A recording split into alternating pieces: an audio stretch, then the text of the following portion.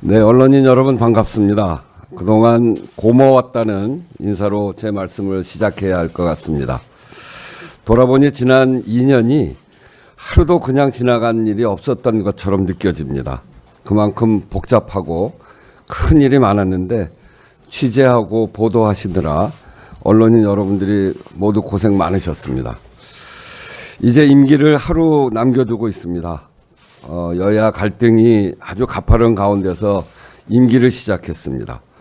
비상계엄, 탄핵, 조기 대선 또 정권 초기에 개혁 국면에서 국회에 주어진 역할, 감당해야 될 책임이 컸고 시간이 어떻게 갔는지도 모르게 2년이 다 지나갔습니다.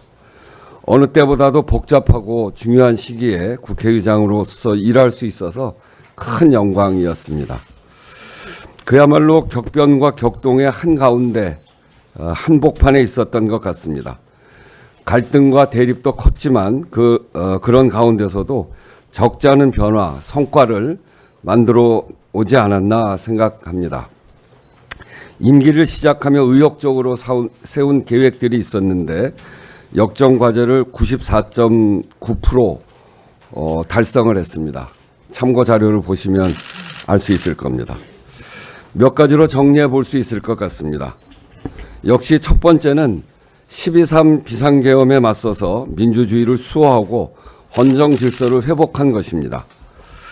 국가적 위기 상황에서 국회가 헌정 질서 회복을 주도했고 대내외적으로 국회에 대한 신뢰도가 높아졌습니다.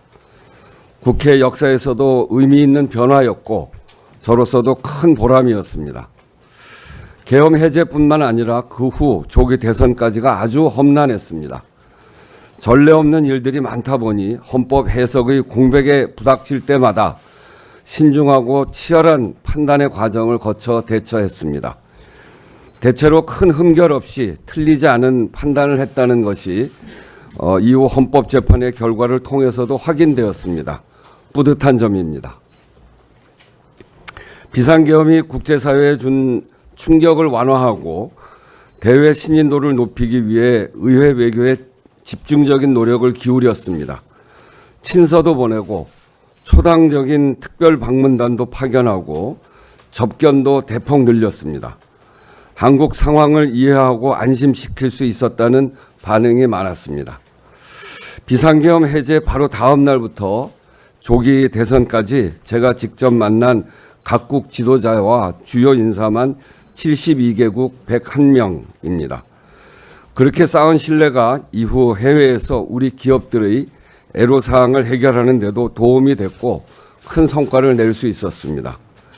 우리 기업의 경쟁력과 혜택이 유지되도록 법 개정 방향을 전환하는 일, 10년도 넘는 미수금 2,400억 원을 해결한 일, 신규 부지 임대료 지급 유예, 해외 진출 체류 요건 완화 등을 성사시킨 일도 기억이 납니다. 그것도 자료로 첨부했습니다. 둘째, 국민 주권 정신을 국회 공간에서부터 구현하고자 했습니다. 국가적 위기를 극복한 힘은 국민에게서 나왔습니다. 국민 주권 정신과 그 역사성을 국회 공간에 새기고 국민께 열려있는 국회를 만들기 위해서 공을 들였습니다. 민주주의 상징석 헌법 제1조를 새긴 국회의사당 정문, 독립기억광장과 임시의정원 기념정원은 위대한 우리 국민에 대한 존경의 상징물이기도 합니다. 요즘 이곳들이 국회를 찾는 분들의 사진 명소가 됐다고 합니다. 뿌듯합니다. 민의의 전당인 국회가 국민들께 더 친근한 공간이 될 수 있도록 국회 마당을 열어서 광복절 전야제, 입법 박람회를 개최했습니다. 돗자리 영화제, 점심시간 버스킹 같은 프로그램도 시작했습니다. 국민들이 더 자주, 더 편안하게 오가는 국회라야 국민의 국회라고 생각합니다. 셋째, 국회 본연의 기능을 강화하고 확장해 왔습니다. 사회적 격변기이자 복합위기 시대에는 다양한 이해 당사자들의 갈등이 커질 수밖에 없습니다. 국회가 갈등의 중재자이자 조정자로서 역할을 넓혀야 합니다. 국회 사회적 대화로 그 일을 본격화했습니다. 노사 5단체가 전부 참여해서 AI 시대 산업 경쟁력 강화와 제도방 노동자들의 보호 방안을 도출했습니다. 어려움을 겪고 있는 건설 산업 분야에서도 현장 안전과 산업 생태계 개선을 위한 합의를 이끌어냈습니다. 이러한 성과들이 계속해서 이어지고 더 확대되어야 합니다. 국회 사회적 대화 기구를 법제화하는 국회법 개정이 후반기에는 꼭 매듭지어지도록 여러분들도 관심을 가져주시기 바랍니다. 국회 기록원 설립도 의장 취임을 준비하면서부터 손에 꼽았던 일입니다. 국회의정 활동의 기록이 곧 민주주의의 기록입니다. 지난 4월 개원했습니다. 국회의 책임성과 투명성을 높이고 국민에게 더 신뢰받는 국회의 기반이 될 것이라 기대합니다. 넷째, 기관 차원의 구체적인 실천을 통해 사회 변화를 선도하고 미래로 나아가고자 했습니다.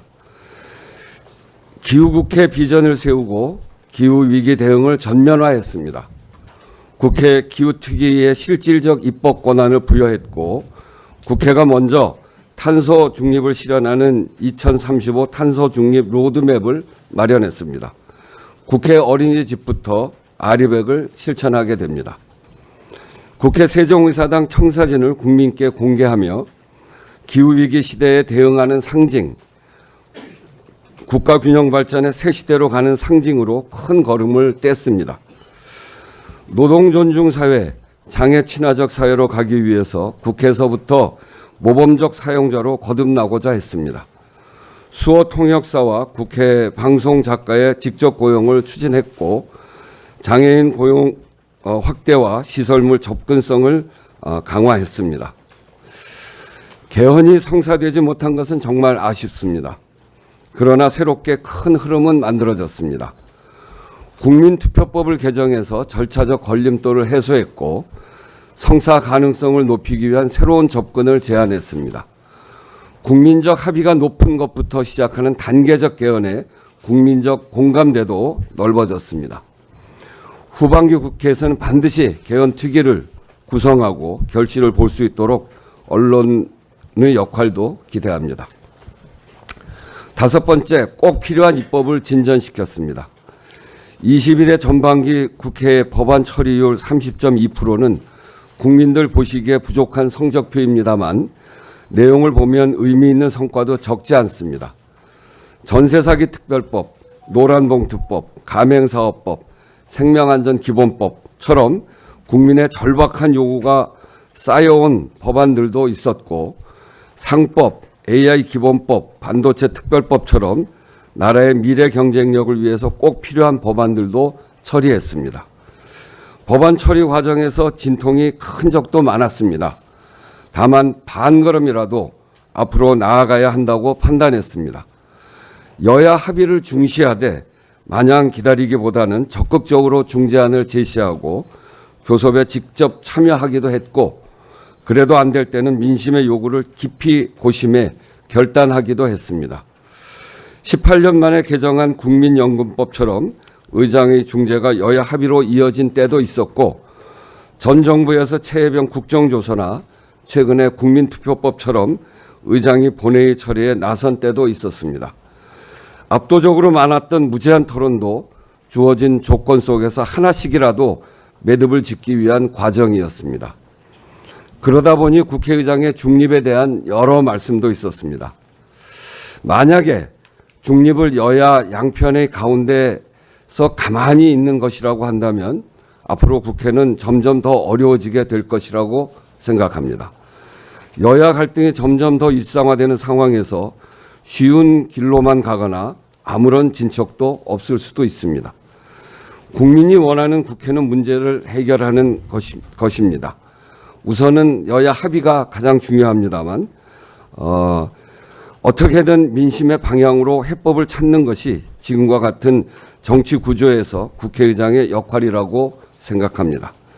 제 나름대로는 현장 방문이나 면담 일정을 최대한 하고 불가피한 경우가 아니면 현장 민원실을 계속하는 것도 그래서입니다. 민심과 현장에 발붙이고 있어야 국민과 국익이라고 하는 가치 실현, 문제 해결을 위한 최적의 지점으로 들어갈 수 있다고 믿습니다. 여야 갈등 정쟁의 수준이 너무 격해지고 있어서 걱정입니다. 39년 만에 개헌 기회를 문 앞에서 놓친 것도 그 여파지요. 진영 나누기가 자리 잡은 환경을 비롯해 여러 어려움이 있습니다만 그런 어려움을 풀어내면서 국민의 삶이 더 나아지게 만드는 것이 정치하는 보람이라고 생각합니다. 임기 초에 태도가 리더십이다라는 말씀을 드렸습니다. 평의원으로 돌아가서도 태도와 문화로서의 민주주의 상을 실현하도록 노력하겠습니다. 또한 정치란 힘이 약한 자들의 가장 강한 무기다. 무기로 기능해야 한다고 생각합니다. 일한 만큼의 대가를 받고 억울한 꼴 당하지 않는 민주주의 너머의 민주주의, 국민의 삶으로 입증되어지는 민주주의를 실현해 가기 위해 기우제 지내듯 마침내 이루어질 때까지 최선을 다해 노력하겠습니다.